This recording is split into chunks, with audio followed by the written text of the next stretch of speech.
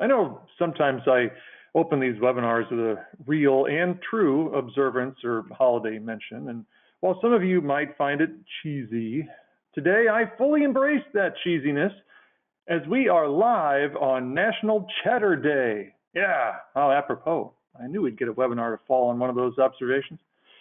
But switching now from cheese to housing, have you heard of Babcock Ranch? If not, you're about to.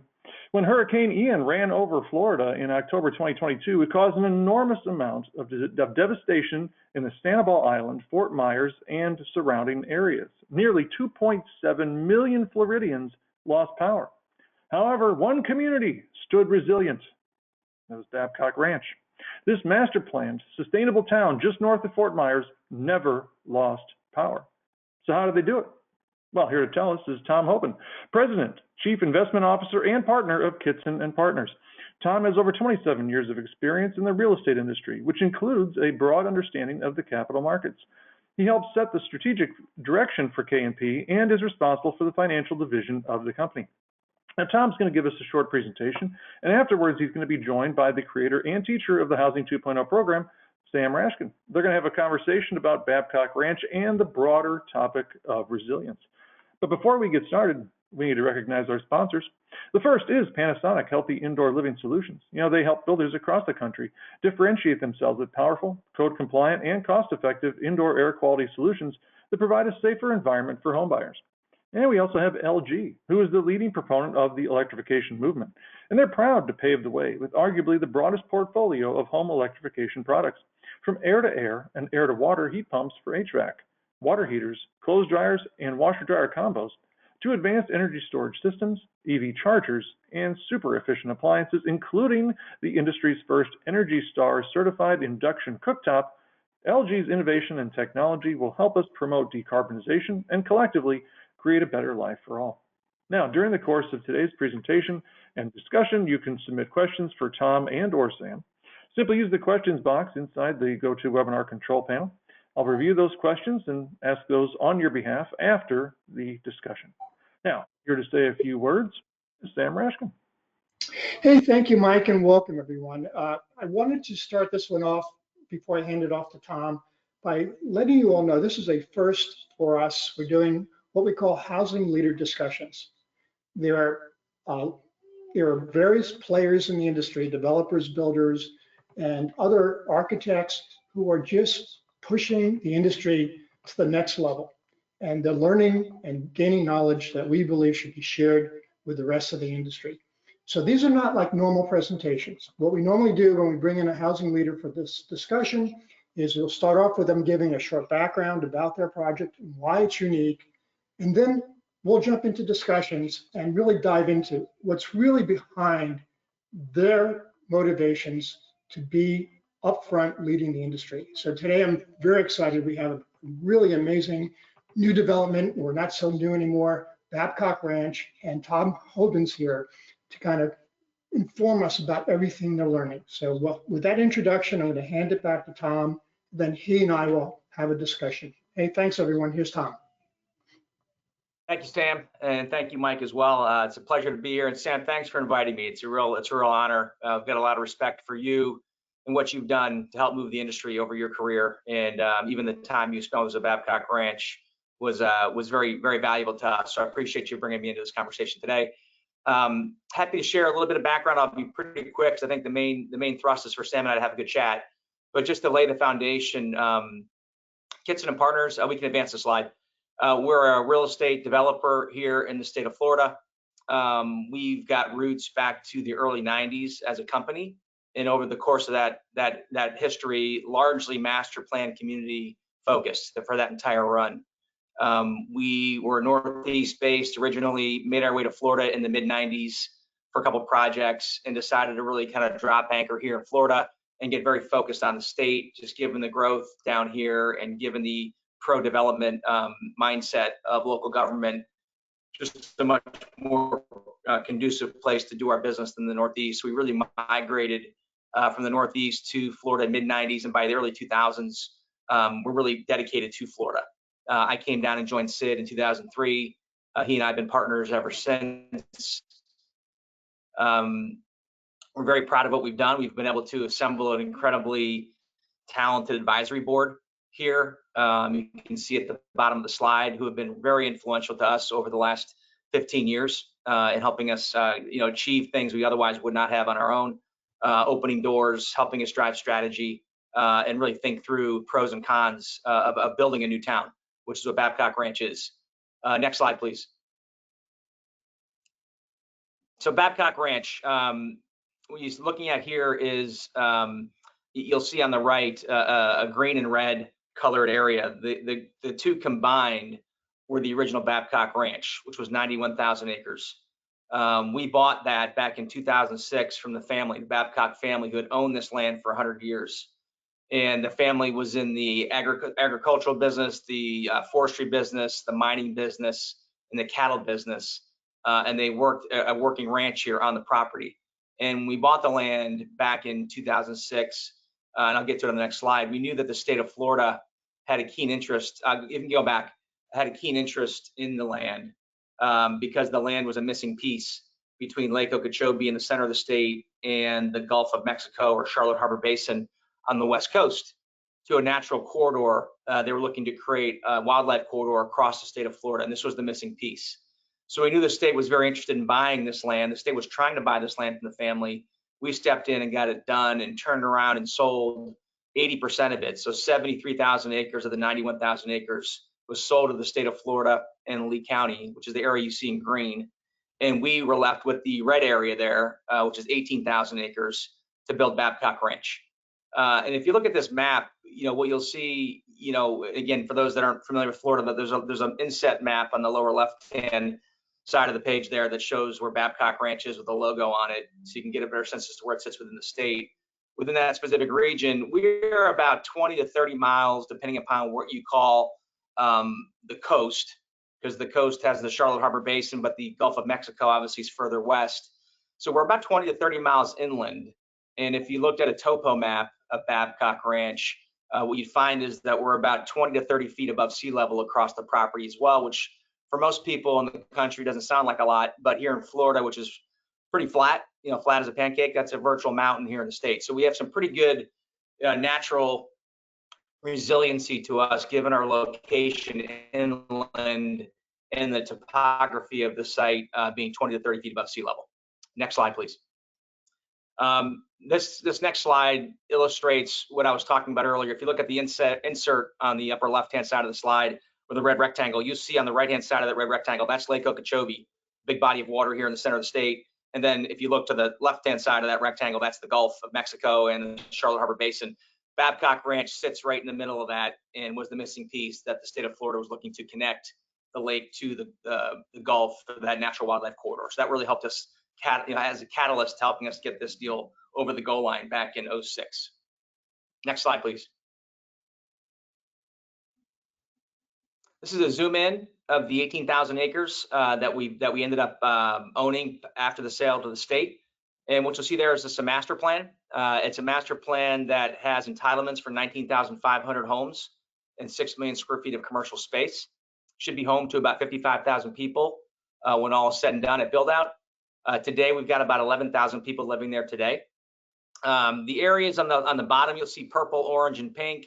The purple area is the western side of the project. That's where we started. That's really the first phase. And as you kind of work yourself from the left to the right, that's really working yourself from the west to the east.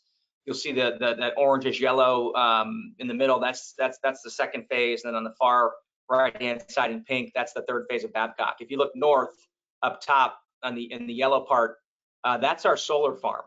And that sits on just under 900 acres of land and just under 700,000 panels of solar, which we'll get into, for what at the time was the first solar powered town here in the state and in the world, which was a big effort we put forth back when we bought the property back in 2006. We'll talk about that a little bit later. Next slide, please. So we straddle two counties, Charlotte County and Lee County. You'll see there Charlotte County gray shaded on the north, Lee County green shaded on the south. And you'll see that gray image in the middle there, 80% of which is basically in Charlotte County, 20% of which is in Lee County. And if you go to the next slide, this is just helpful. I think some people are probably wondering, what does 18,000 acres mean? How do we put that in context? So if we go to the next slide, What you're looking at in this next slide is the island of Manhattan. And if you click on the next slide, this is an overlay of Babcock Ranch on top of Manhattan. So we're actually larger in landmass than the size of Manhattan. We're 28 square miles. Manhattan's about 23 square miles. Just to help bring some context to it, if you click to the next slide, what you'll see is the landmass that makes up Miami, which is 36 square miles. And again, if we keep advancing slides, we'll overlay Babcock Ranch, which is 28 square miles. So it's a big site. It's a really big piece of land. And with that comes a tremendous amount of responsibility and obligation to make sure we're doing things the right way and setting up a very long-term, thoughtful master plan and strategic plan to build a new town, which will be home to 55,000 people. So let's keep going to the next slide. Where are we today? I talked about it earlier. We got just under 20,000 homes and 6 million square feet of entitlements in Southwest Florida. The Cape Coral Fort Myers MSA is one of the fastest growing in the country. We were the first solar power town in the U.S. Working with Florida Power and Light on their 150 megawatt solar on the north side of the ranch. When we are fully built out, whenever that time comes down the road at 55,000 people and 6 million square feet, we will still be a net producer of energy. We will consume less energy than we produce on site, and we'll be a net giving energy back to the grid at Babcock Ranch, which we're very proud of. As I mentioned, we sold 73,000 acres to the state of Florida. We have about 100 miles of trails throughout Babcock Ranch, very kind of outdoor, environmentally sensitive community. To date, we've sold just over 4,500 homes. Average price point in 2024 was just under $500,000. We sold about 800 homes last year, putting us 10th in the U.S. on the John Burns annual top master plan community selling list. We've sold over half of our lots to builders at this point, so we're halfway through the lot sale side to builders, with a long way to go on the home sale side. And again, resiliency is a big part of our foundation, and we'll talk about that here throughout this presentation. But also, Sam and I'll get into that in our chat. We've done a lot there that we'll get into. We also adopt the Florida Green Building Coalition standards for all of our land development and for our homes. So everything has a minimum of a bronze certification on the home side, and even on the horizontal infrastructure side, we are also a minimum bronze certification on all horizontal development from a Florida Green Building Coalition perspective. We thought technology was very important. We've got fiber to every home and business at Babcock Ranch, anywhere from 1 gig up to 10 gigs, depending upon what you're looking for. And we own and operate our own water and wastewater and reuse utility as well, which is called Town and Country. So very, very different than a typical, what would be considered large for our industry, perhaps, 500 to 1,500 homes on a master plan community is probably in a large master plan community mindset for many in our industry. This is obviously much larger, 18,000 acres. 28 square miles and 55,000 people at build out. So a much different approach to how do you do that given the size and scale of the project. Next slide, please. This is just a list of the top 10 that came out a couple weeks back from John Burns, showing where we sit relative to our peer group out there in the country. You'll see a lot of Florida names on this list, given the growth we've got down here in the state. Next slide, please. Now this is interesting. This is something we contracted for the Babcock Ranch property back in July of 2005. And if you look, this is basically a tear out from a deck we put together back then, and it's the exact same today. Nothing has changed in terms of what we consider to be the core values, the core community initiatives for Babcock Ranch. This was the focal point for us when it came to planning, designing, and strategy for Babcock. Was focused on the environment, focused on energy, education, health and wellness, transportation, technology, resilience, and storm safety, and fun. Those are the ingredients in the pot that we felt we needed to get right in order to make Babcock Ranch a successful community and a successful town as we looked ahead 10, 15, 20 years into the future. So we're very proud of this roadmap. We're proud that we've stuck with it. We've had a lot of discipline. The way to get there has changed, and the path forward changed, certainly from closing in 2006 and adjusting for what happened to the world during the great financial crisis of 2008, 2009. That caused us to kind of redirect a bit on strategy to move forward. But those pillars have remained constant, and we believe have really helped us create an incredibly unique community in town for folks to live in. Next slide, please. So environmental responsibility is at the tip of it. We talked about it earlier. When you sell 73,000 acres to the state of Florida and you're surrounded by nature, you better pay attention to it. And you better make it a priority, and we have. We've really embraced it. We embraced the environmental community. We really wanted to help, deliver on the mission and the vision of Babcock Ranch being a sustainable community. Part of that is living well with nature and coexisting with nature. And so when you go through Babcock Ranch, you'll see a lot of imagery like you're seeing on the slides here. You'll see as you drive through Babcock. Very proud of our ability to coexist with the nature, habitat, and species within Southwest Florida. Next slide, please. More to this when Sam and I chat, but wetlands, natural flowways. We spent a lot of time early days at Babcock on the master plan, figuring out where to draw the lines on the page to develop and areas to stay out of, even to figure out which land we would sell to the state versus which we would keep for development.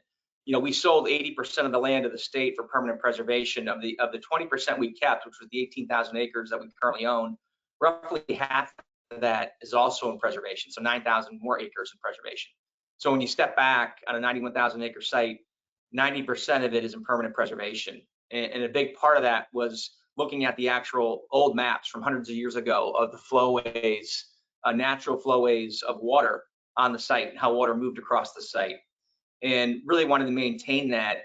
We've been in this business quite a while. We've learned that Mother Nature packs a mean punch and she tends to win. So rather than fighting it, we thought we'd master plan in consideration of it. And so what you'll see at Babcock Ranch is a lot of preservation of natural wetlands. And when you think about storm resiliency, oftentimes people think about their homes and the structural integrity of their homes, which is clearly important and critical from a sustainability and resilience perspective. But arguably as important is the ability to let water flow and drain through the property and not flood the community. And so flood has become a tremendous risk here in Florida during these storm seasons, and the ability to have hundreds of acres of wetlands and keeping natural flowways intact for water to flow properly into those wetlands creates a huge reservoir of storage for us, which keeps our town from flooding as well, which is a big part of our story. Next slide, please.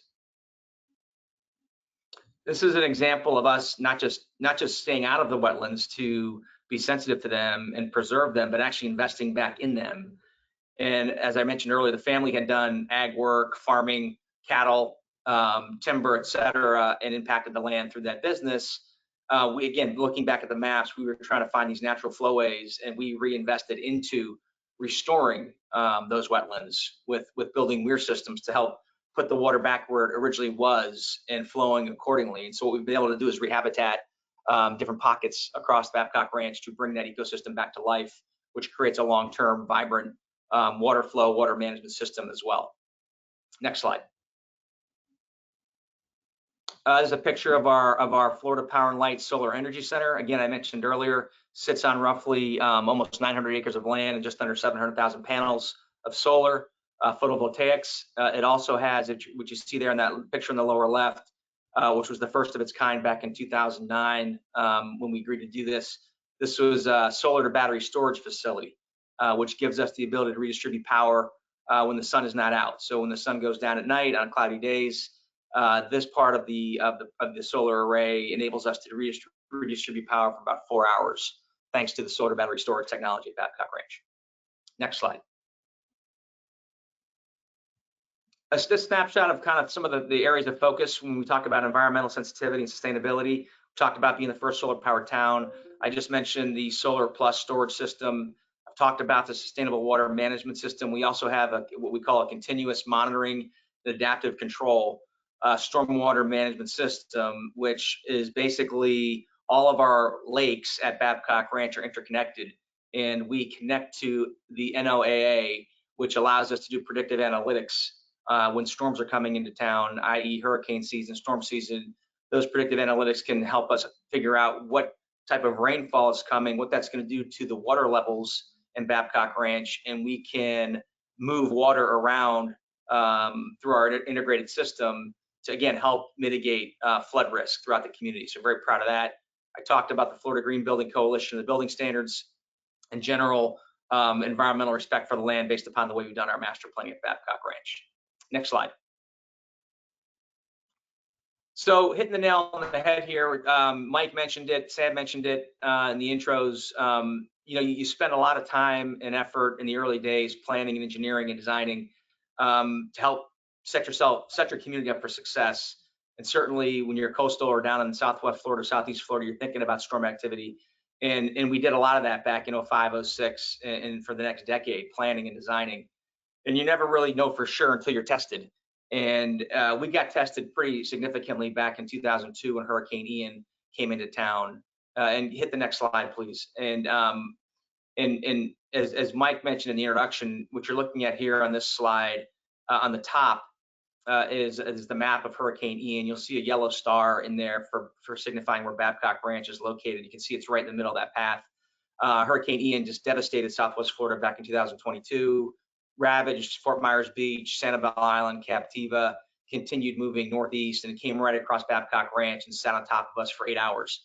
It was moving very slowly with very strong winds of 100 miles an hour sustained and up to 150-mile gusts, and sat on top of us for that 8-hour stretch and really destroyed most of what was around us. The next day, when the sun came up, we looked around the property. All the planning and design work we had spent years doing and a lot of dollars doing had worked. We never lost power. We never lost Wi-Fi. We did not flood. And we own and operate the water utility. The water utility was operational and functional. We didn't have to go on a boil water notice. And we were the only community in Southwest Florida that could say that. And so, it was a moment of concern, clearly, when the storm was hitting for all of us in Southwest Florida. And it was certainly a moment of question marks as to how we were going to perform. And on the other side of that, we're incredibly proud of how tall Babcock stood during that time, and really became a bit of a safe haven for the region, given we had power and could keep the lights on, and our shopping centers could keep the lights on. People could come and get their groceries at our public shopping center. We had just opened a brand new 40,000 square foot field house there that doubles as a storm shelter for the region in times of storm. And we've had upwards of 2,000 people sheltering at Babcock Ranch for safety and security. So incredibly proud of all that work and effort that we put in and planning that we put in over the years to get to that point, and excited about that outcome. And that activity, which used to maybe be referred to as 100-year activity or 50-year activity, has become more of an annual activity or every other year activity here in Southwest Florida with the storms. What you're seeing on the lower side of the slide, on the left-hand side, is, I believe, Helene, a tropical storm Helene. You can see its path and where Babcock was. So we're a little bit southeast of the major impacts of that path, but still felt the rains and the winds from Helene this past year. And then Milton on the right, which was much more, on the outer edge of that band of Babcock Ranch, and again felt the activity and the winds and the rains from those. And similarly came out relatively unscathed from a storm perspective. Never lost power, didn't flood, et cetera, and had a place for our homeowners to shelter in place at their homes and safety. And so the next slide is just a bit of a snapshot of how the media picked up on that. Everything from NPR. We ended up on 60 Minutes a couple weeks after Hurricane Ian, based upon how we performed. Different magazines, different articles. So again, very proud, and it seems like the world's paying attention a bit more, and people are taking note as to what's happening in Southwest Florida, what's happening at Babcock Ranch, and the question of how did you do it, which we'll talk about again more with Sam here in a few minutes. So keep going, please. This is just a town and country utility. That's the water utility that we own and operate. Next slide, please. This is a picture of our commercial master plan, and what you'll see here is a bunch of sites filled in with lots and homes. Those are the residential neighborhoods, and you'll see a lot of gray shaded areas. Those are our commercial zones, and we've got right now, we're actively working on about 1.2 million square feet of commercial product that's in some form of development or planning at the moment, and also about 1,200 or so multifamily or built to rent neighborhoods for rental as well. Next slide, please. Quick shot of our population. We sit right around 11,000 people as of year end 2024. And given the home sales we're experiencing and the growth we're seeing, we expect that to be about 26,000 people by 2028. So we're growing very quickly down in Southwest Florida. We're very proud of that as well. Next slide. Okay, and this is Mary. The rest of these slides, you can just click through every couple seconds. It's just really to share with the group some imagery, help the group visualize what we're doing at Babcock Ranch. and some of the amenities we've got, some of the iconic structures, and also showcasing and highlighting how nature really intersects with the town. And that's, you can keep going, Mary. That's the formal part of the presentation. We can break here once Mary clicks through and jump back to Sam, and he and I can have a nice chat.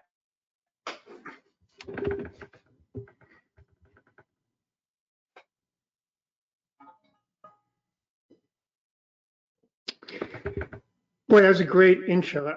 I'm so glad you were here to present this story about Babcock Ranch. I don't think enough people understand the connection between business outcomes and doing well and being more responsible as a developer. So your story is just so important to us, Tom, and I'm so grateful you're here. I have way more questions than we'll probably have time to go through. So let's just go at them and just see how far we get. And so thank you so much for being here. And I always like to start the first question by going after the why message for such a special place to live. You have so much to talk about. Again, environment, energy, education, health, transportation, technology, resilience, storm safety, fun. If you had 7 words or less and someone was asking you, why should I choose to live at Babcock Ranch, where I spend 70% of my life in my house and my community, why should I choose to live there? Tom, what would you say just in that first introduction? Gosh, that is a phenomenal question, and we've struggled with it, Sam, to be candid with you. Our board would ask us that question: what's the elevator speech when you meet somebody, and how do you sell Babcock Ranch? And it's a challenging question to answer because, unlike a lot of communities which are kind of focused on one thing, i.e. we're going after an age-targeted buyer, we're going after an assisted living, we're going after the young folks. We're a multi-generational town, so it's a very unique selling proposition of living in a hometown. And there's not a lot of hometowns like this in Florida. There's a lot of subdivisions, there's a lot of gated communities, there's a lot of vanilla ice cream.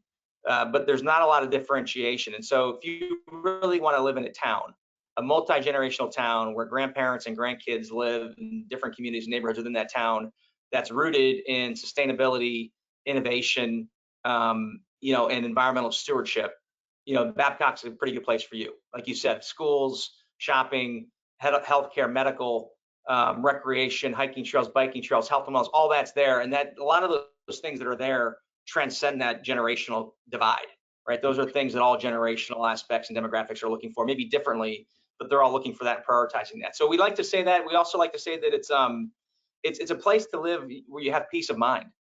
It's a place we can create worry-free living. What you need is here. We're going to bring it to you. We're going to embrace technology innovation to bridge the gap where physical, maybe brick and mortar isn't ready. We can use virtual to help bring it there. And so how do we create this mentality? I think people are post-COVID mindsets have shifted quite a bit, and some of it's faded and some of it's stuck. But the idea of having peace of mind and comfort and safety and outdoor living, health and wellness, those seem to stick. And having a community where that is one of the primary focuses of the community, that seems to be working, and it seems to resonate with the marketplace. That's a great answer. In Housing 2.0, I use a 2-word why for optimized communities, and it's place matters. And so, and I think everything you're doing is about making place that matters.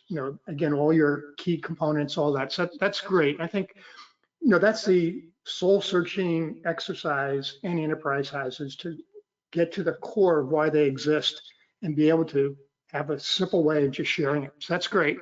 So I want to jump in right now with just the education part a little bit.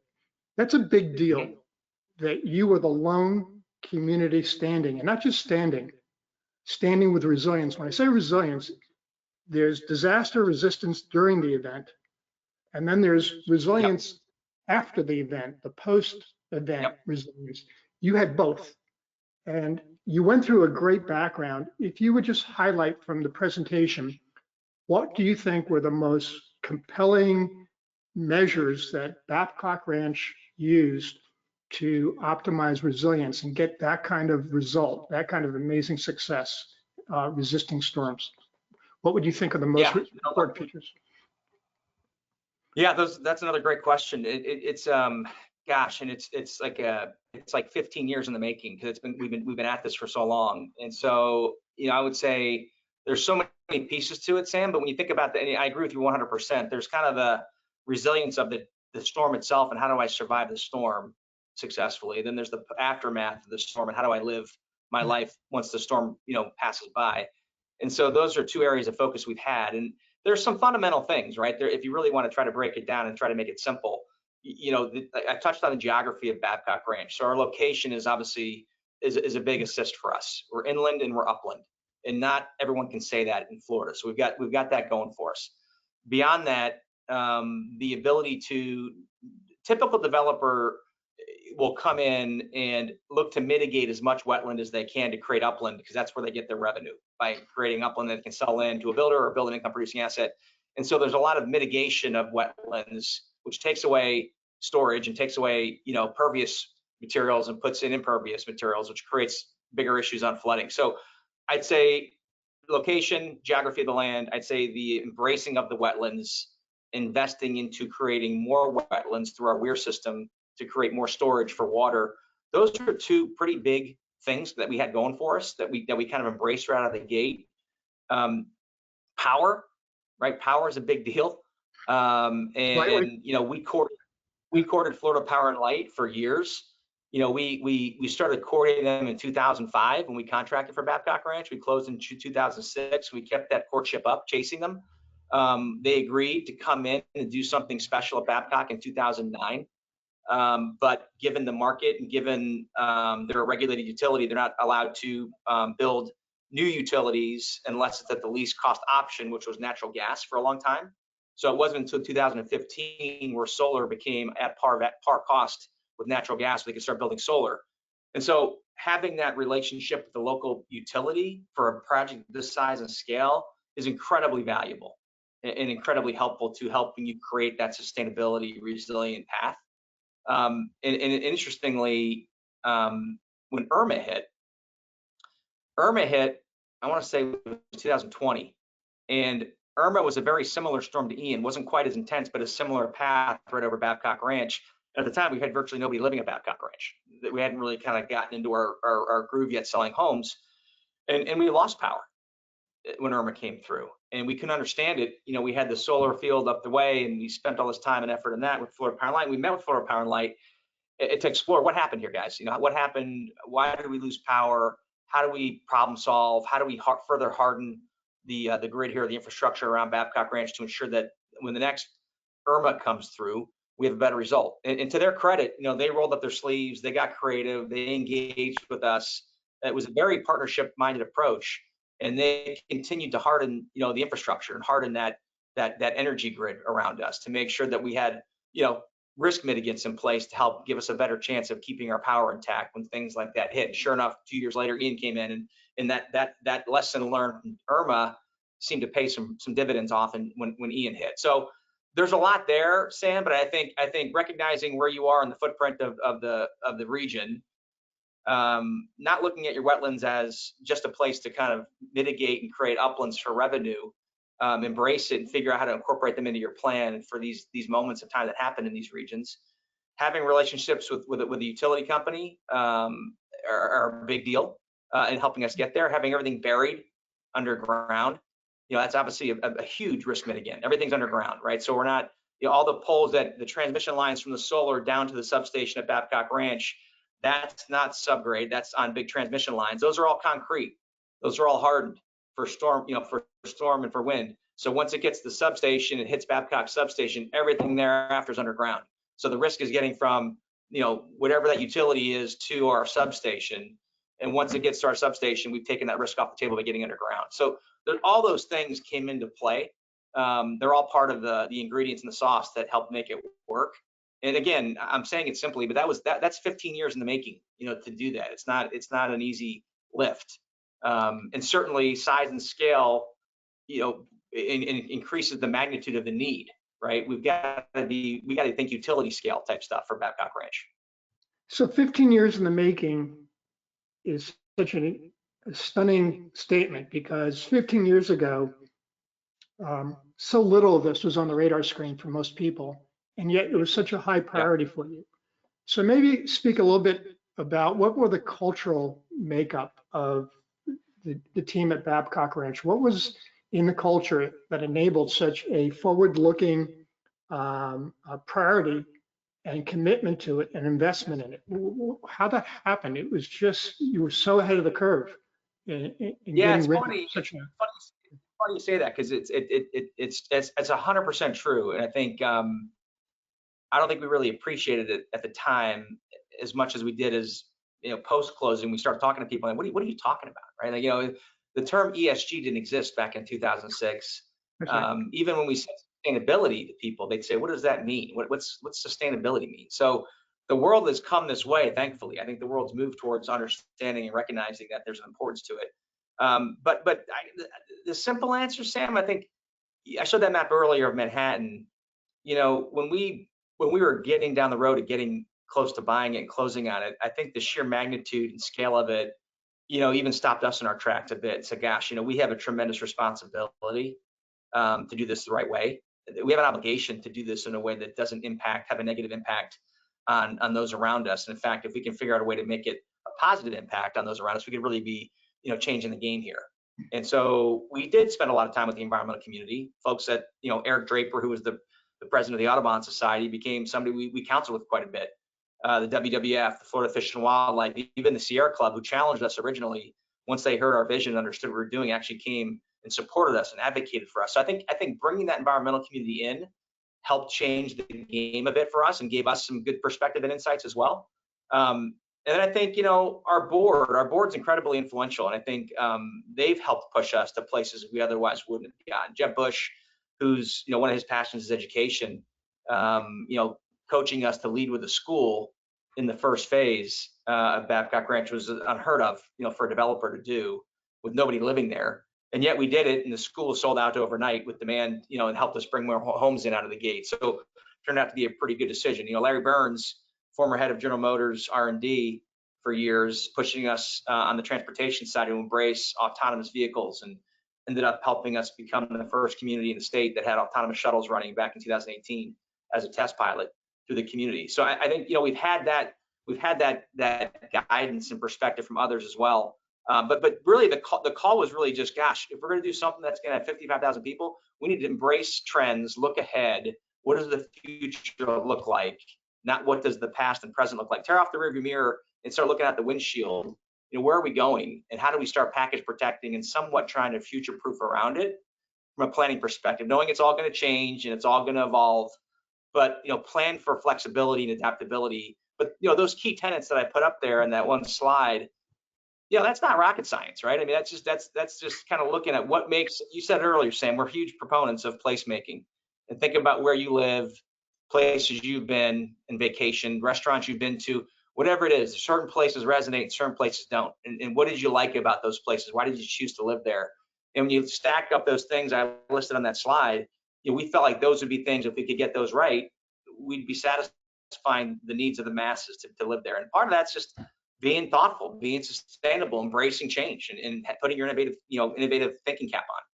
That response is a warm fuzzy for me, because virtually everything Housing 2.0 program advocates is good things happen when you optimize user experience. If you have that lens and let everything else kind of happen around it, the profits will come. But if you really have that focus on the end user, it's such a compelling point, which is what you're saying. Really, you thought about all the things that you would want living here and use that as a basis for what you did. But then something happens where you lose a little bit of control. You got to bring in builders, and they have to match your culture, your priorities. So let me ask, was there anything you asked them to do that they had to do to match your priorities around resilience, or the things that the builders included that were not required by code that helped build on what you did as a developer? Yeah, look, I think we're very fortunate. We've got the best builders in the country at Babcock Ranch. And Sam, you know all these guys, and you've spent some time with us on property, and I know you go years back with the home builder industry. they're great at what they do. They've been incredible partners to us. We're cognizant of the fact that they've got to make money, right? They've got to make their targets and hit their margins. So They're we're funny not that trying. way. Pardon me? They're funny that way. They want to make money. Yeah, imagine that. They're not in the not-for-profit business, and then they've got, most of them are public companies. They got Wall Street breathing down their neck. So we appreciate that, and we're not looking to push them into the corner to do things that don't make sense, just to click a box or check a button or get a badge. Is there anything We're you focused. did ask them to do that Oh, were the big thing is the Florida Green Building standards that we think are important, and we think those are much more practical for us in Florida than anything else.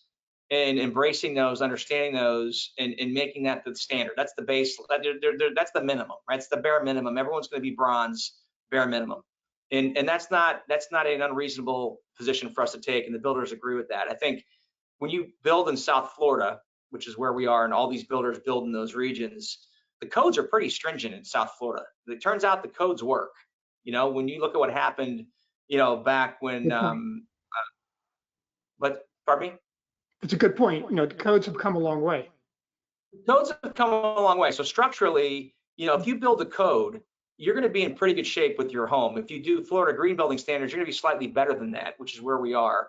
And then if you get really thoughtful about landscaping, you know, when you think about some of the issues that happen in these storm activities, you know, if you embrace native landscaping and use kind of what's natural to the region, turns out it's a lot more resilient. It's a lot more sustainable. It's used to being in that climate in that region, and you have less damage and less issues. So I think, you know, there's all the architectural things that we do with our builders. There's an architecture review committee, which we call the founders review committee, that they've got to go through. So we have some sort of governance on the look and feel of the homes.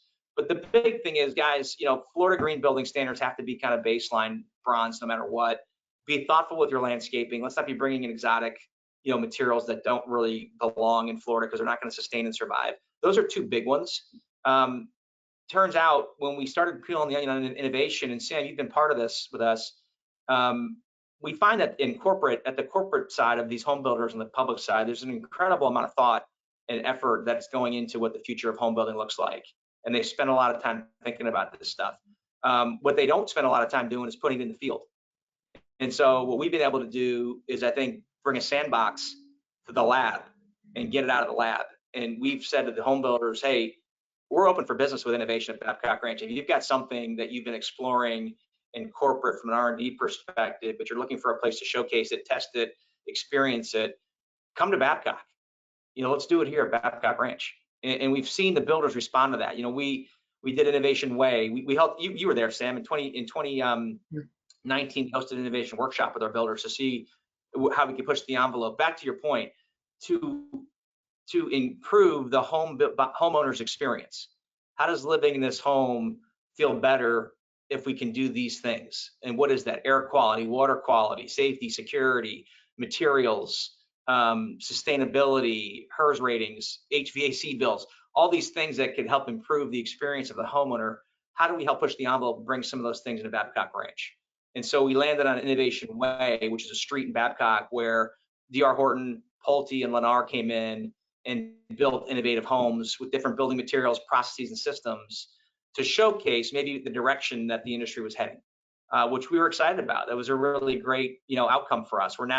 We hosted a workshop back in 2022, and we're now working on Innovation Neighborhood, which, you know, Innovation Way was one road with 9 homes.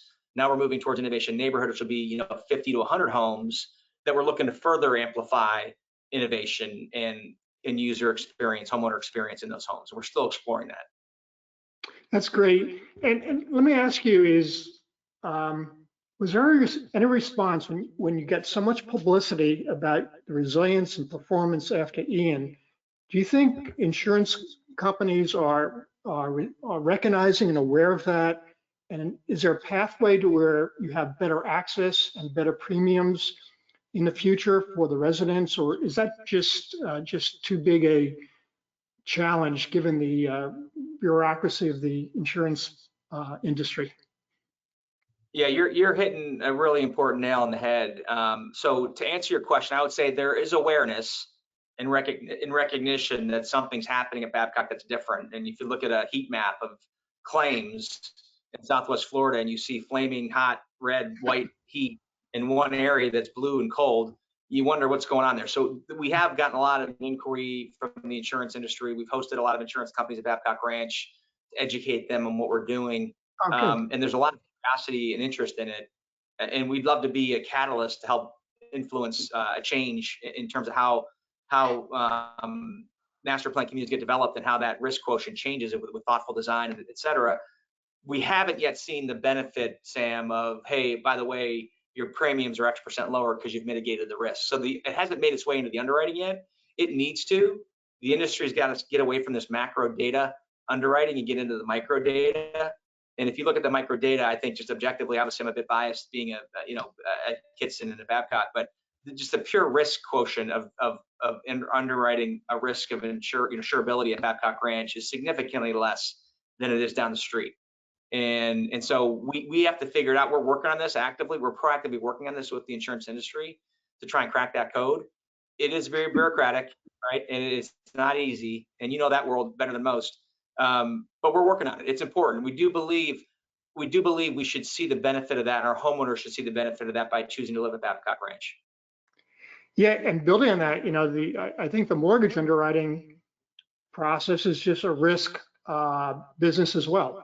It's all based on the actuarial numbers in terms of what's the probability I get paid back on this mortgage, and the fact that both you're resilient and therefore the position for higher value and all these elements that are better for the mortgage underwriter never show up in terms of maybe a preferred interest rate. So all these programs do not respond to some key factors that have to be eventually integrated into their calculations.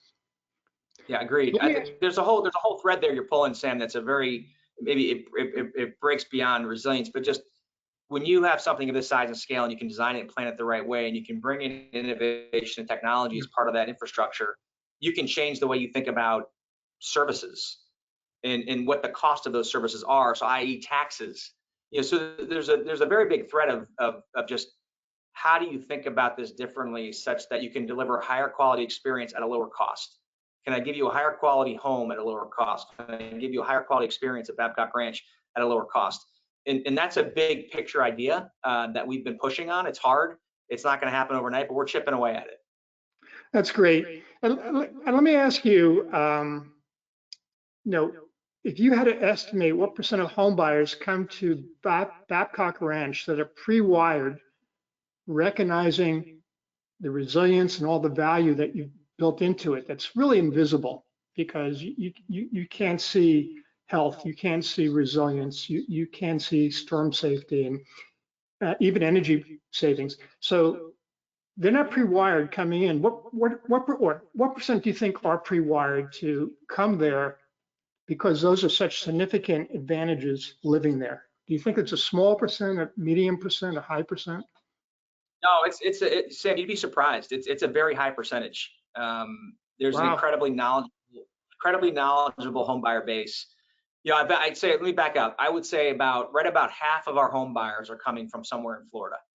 And the vast majority of that 50% are coming from somewhere within 45 minutes of Babcock Ranch. So they have been affected by storms. They've lived through storms. They know what that's like, and they've heard about Babcock Ranch, and the Babcock Ranch, branding and marketing effort is pretty significant. So a lot of those folks walk in the door because of that. That's why they're coming there. They've heard about the solar and they're curious. Their neighbors from their old neighborhood moved there a year ago and are raving about what a great place it is to live and how safe and secure it feels in storm season.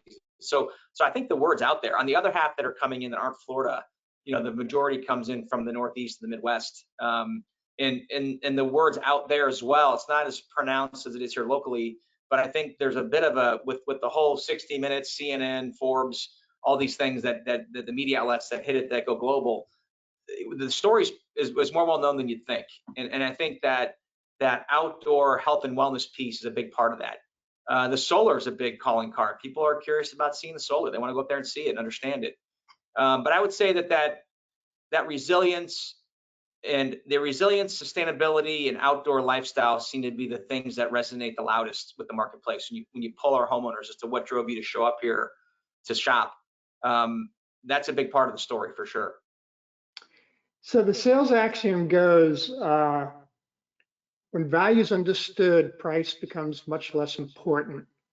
How do you translate all this value? You have so much to offer. What do you think are some of the most effective ways? I know you mentioned already word of mouth is huge in terms of clarifying value, but what are things that you do proactively as a developer and your marketing communications and other strategies? How do you just translate all this value? It's so much going on here. It is, and to back to your earlier question about you use 7 words to help articulate the why. It's hard. It's really It hard. is. It is. So I think we spend a lot of time with our marketing department, with our PR firm, social media, digital media, doing things like this, Sam. That again, I'm so appreciative of having the conversation. But there's a lot more ability to communicate via podcasts, via webinars, to get the word out. But it's a whole spectrum of things that are under that broad brush market of marketing, branding, et cetera. And it seems to be working. I think we can always do a better job of it, but I think we're getting the word out and we're telling the story and we're getting better at it, and it's starting to resonate. It's interesting. I think the people themselves are probably the biggest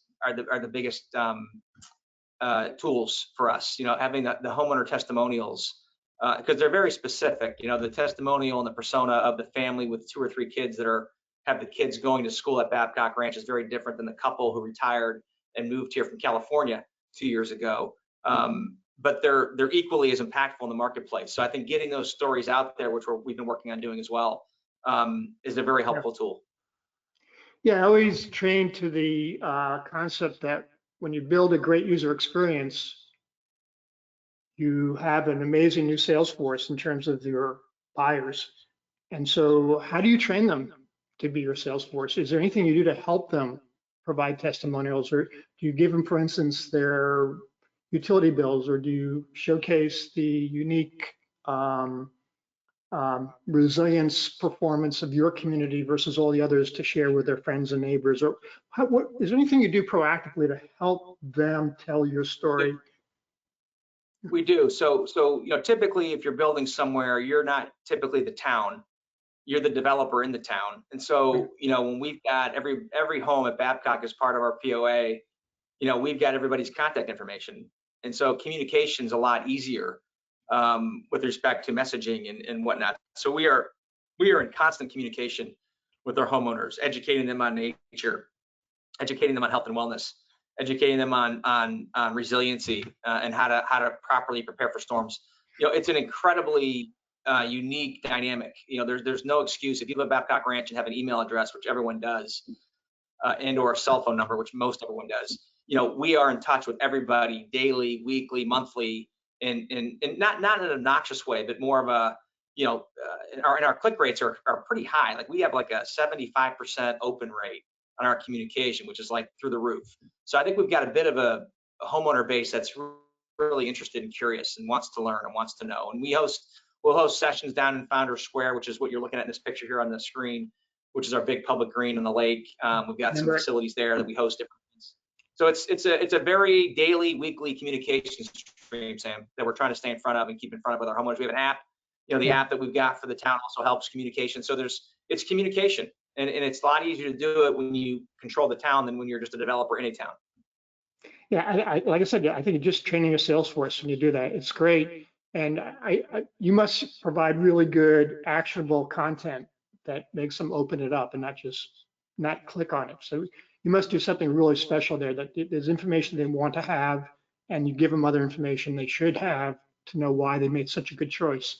So that's great. You got it. There's one of the benefits is that it's changing. It changes weekly, literally, the landscape. And so there's a lot of interest by the homeowner, like what's coming next, like what's the next thing. So I think there's that curiosity when these emails come out. We're building a new shopping center. We're building a mixed-use environment. We're putting in a new medical facility.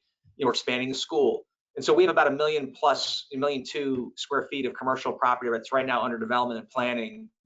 And there's a lot of excitement around that. We can't always announce who the tenants are going to be until we get the lease signed with the tenants. So all of a sudden we got a big news item that a new restaurant's coming in or a new healthcare provider is coming in. And so there is, I think, a more curious homeowner here to click on these things to figure out what's coming next.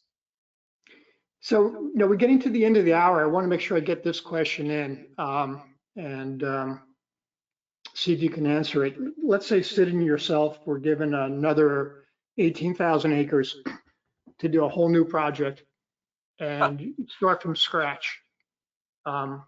Is there anything you would do different, and what would you do different? And because there must be some lessons learned or things you would build upon, or how would you approach it? You know, is there anything nuanced about the next development based on all you must have learned? And I'm sure you're not like me. I like make lots of mistakes and then I learn. I'm sure you don't make any, but maybe you can share. Yeah, we've had a perfect run here. No, look, I'd say first off, I think, as you know, Sam, these projects are really, they're a bear, you know, and I think, you know, you don't see many people doing multiple 18,000 acre projects because it's a career.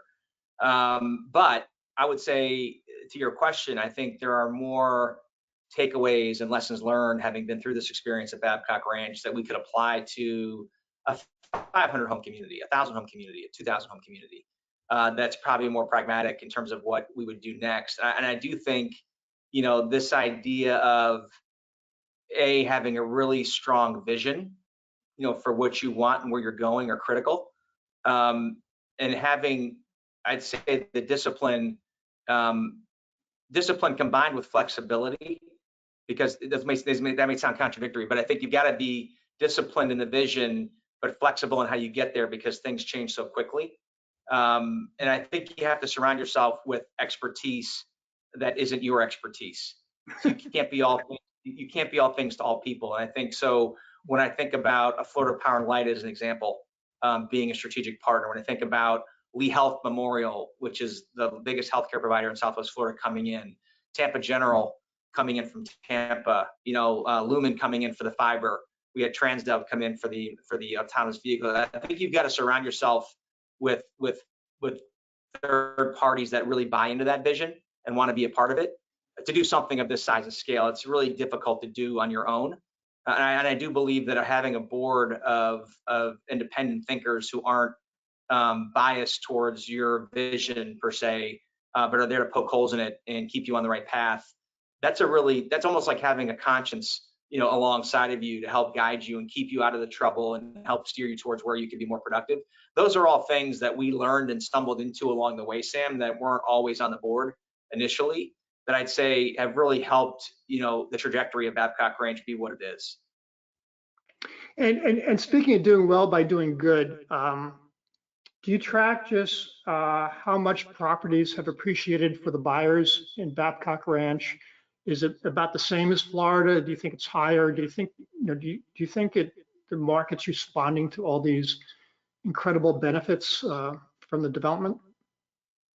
Yeah, we do track it, and I'd say the short answer is yes. It's been a big win for the home buyers that have come into Babcock Ranch. Certainly the ones that came in earlier, it's been a huge win for them. But just I think just even apples to apples across the region, I think Babcock certainly is outperforming as being a top 10 community in the country.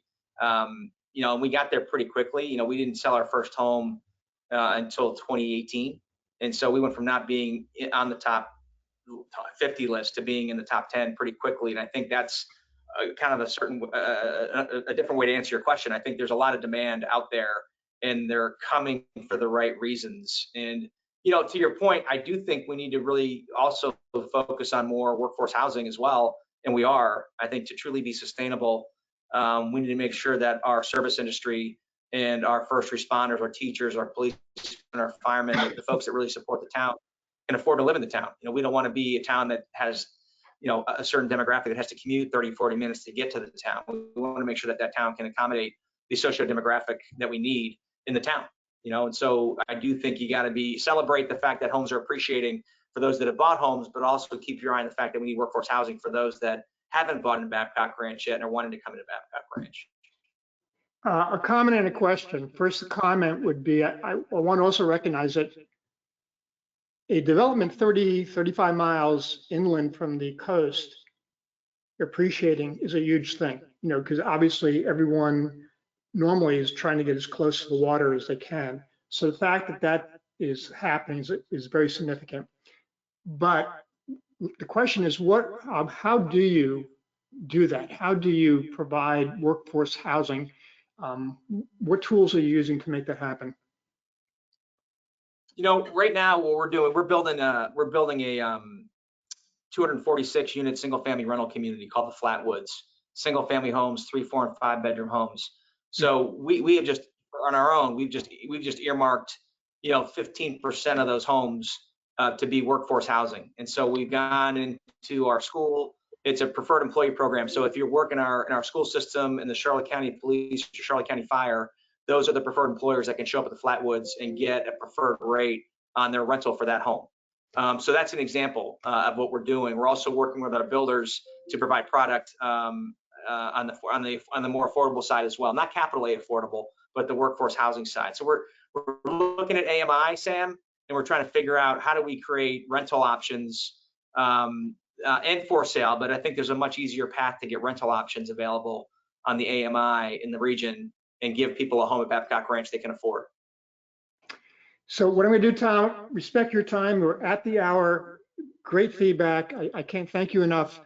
And I think everyone should go visit the Babcock Ranch website. If you're down in Florida, you should go drive and see the community. When I went there, I was instantly overwhelmed with just how much special work was being done to build such a unique community. So everyone, I can't thank Tom enough, and I'm going to hand it back to Mike. Thank you, Sam. Appreciate it much. That's going to have to conclude our webinar for today. Now, for everybody who sent in questions, don't worry. I've got all of those, and I'm going to email those over to Tom and include your email addresses. That way he can get back to you. Thank you so much, though, for attending. Thank you, Tom, for spending some time talking with Sam. Really was an enlightening conversation and insightful because it's such a unique situation. The scale of it is immense compared to most developments, but there's definitely lessons that can be learned even at smaller scale. So thank you very much. Thank you also to Panasonic Healthy Indoor Living Solutions and LG for their sponsorships. You know, the next Green Builder Media webinar is going to take place next week on Wednesday, February 19. We're going to hear from Sarah Gutterman as we explore the topic of generational marketing. That's going to start at 2 p.m. Eastern Time. Until next time, hey, have a happy Valentine's Day tomorrow. And stay safe, stay healthy, and take care, everyone. So long. Thanks, everybody. Sam, thanks so much. Mike, thank you so much. This is great.